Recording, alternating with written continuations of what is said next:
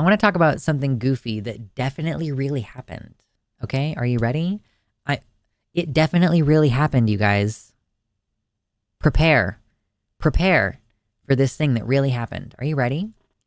So this is from the Jerusalem Post.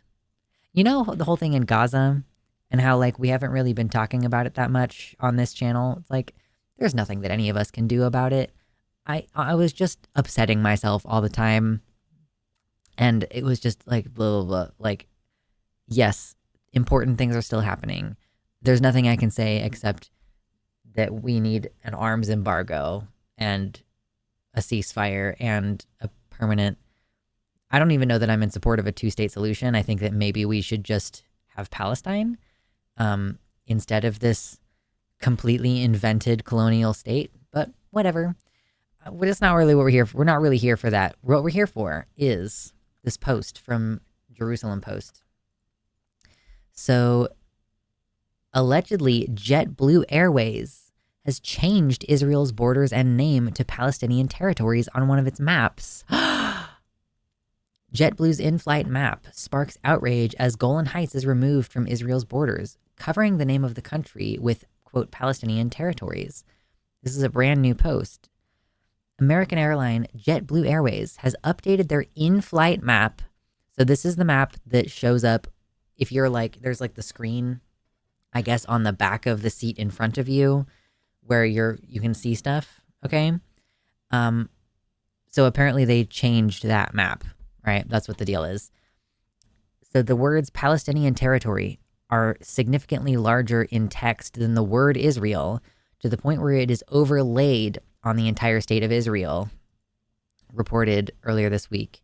An Israeli woman named Hodaya Nafo, who is studying in the United States, told N2 that she was on a domestic flight from Miami to San Diego when she tried to show another passenger where Israel was located on her seat's personal screen. Quote, the label was prominently displayed in a way that didn't seem innocent, and additionally, the borders were incorrect. It didn't seem innocent. Like they're really portraying this as like an anti-Semitic microaggression of some kind. Mitternacht and I are here to ask you to hit like on the video.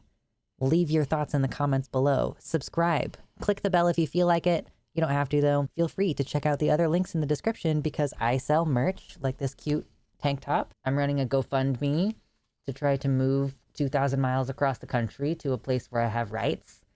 And I have a Patreon he's smashing his face against my face. According to the map, allegedly, Israel's northern border does not include the Golan Heights. She says, it happens often that the word Israel creates a dialogue. I wanted to show him where Israel is located on the map and on the plane's screens. When I saw the map, I was shocked. She had intended to show the man next to her how small Israel is, especially compared to the interest it generates. Also, notice how we have a picture of a JetBlue plane, but has there been a picture of this map? Does this lady not have a smartphone? This Israeli woman studying in America doesn't have a smartphone? Where's your evidence? Where's your picture? Everybody clapped. Yeah. Along with the removal of the Golan Heights, quote, they didn't show a division of the West Bank, so it doesn't seem like that's what they meant by the, quote, Palestinian territory label.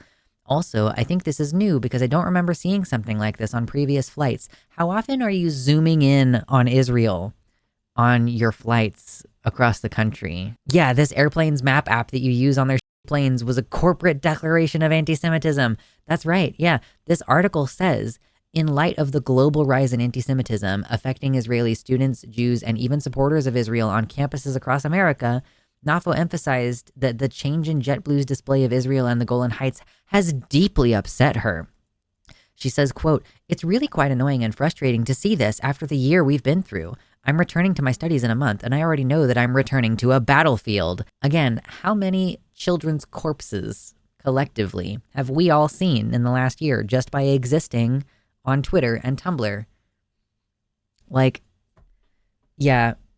Israel is a word that invites dialogue is such a funny way of saying, yeah, no kidding. So I don't believe that this actually happened. I think this is definitely a then everybody clapped moment.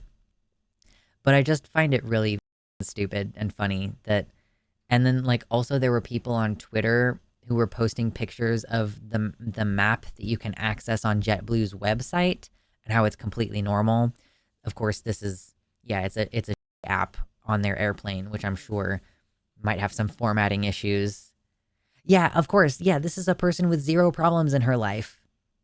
She's like writing to the manager about a map. Like, I'm deeply upset. I'm returning to a battlefield, by which I mean some people don't like that I support a genocidal Zionist, like, colonial state. Like, Israel is not a real place. That place was Palestine. Even in copies of the Bible, I've seen copies of the Bible where the whole area is called Palestine.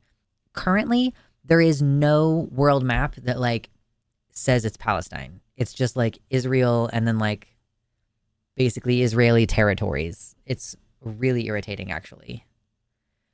We just deleted Palestine and decided that it doesn't exist in service of putting Jews somewhere because Canada and the United States wouldn't accept refugees who were Jewish after World War II. Some ultra Orthodox Jews don't have smartphones. It's a whole thing. I don't know if she's Orthodox. Maybe. Get some real problems, dude. Like maybe if you experienced some real anti-Semitism, you wouldn't be trying to portray this very real map as anti-Semitic. True, yeah, she has problems. She has to go back to school where she will be shelled by mean looks and a machine gun barrage of snide comments, right? Pay attention when someone starts using violent language to describe basically just normal disagreements, you know? Like portraying the pro-Palestinian protesters who all they're asking is for their schools to divest their interests from Israel. They're trying to ask them, hey, can you stop doing business with Israel? Can you stop sending money there? Can you stop supporting research that's happening there? Like, stop putting money into Israel. And then these, I guess, like, I don't know if she's Israeli American or if she's just Israeli and she happens to be studying here, but like, these Zionists portraying that divestment request as like a violent attack and like violent anti-Semitism. Like, get real, grow up. Oh my God. Yeah, violence is not violence when it's against the not people, but not violence is violence when they target me. Exactly. That's exactly how it works. Thank you to the patrons, especially Bo E, Hapax Legomenon Patient Advocate, Tiago Nascimento, Mersh Rolvag, Sarah A, Jack, Amanda B, Michelle Frateroli, Michelle Winter, Wellington Marcus, Danielle McDonald, Suzanne Maynard, DZXN, Jamie Jam, Nova, Sojo, Past Null Infinity, Elizabeth Bartell, Jericho, Athiet, Desi Quiche, Celeste, Mr. Atheist, Liam Hodgson, Kevin Young, and Ella V. Nobody.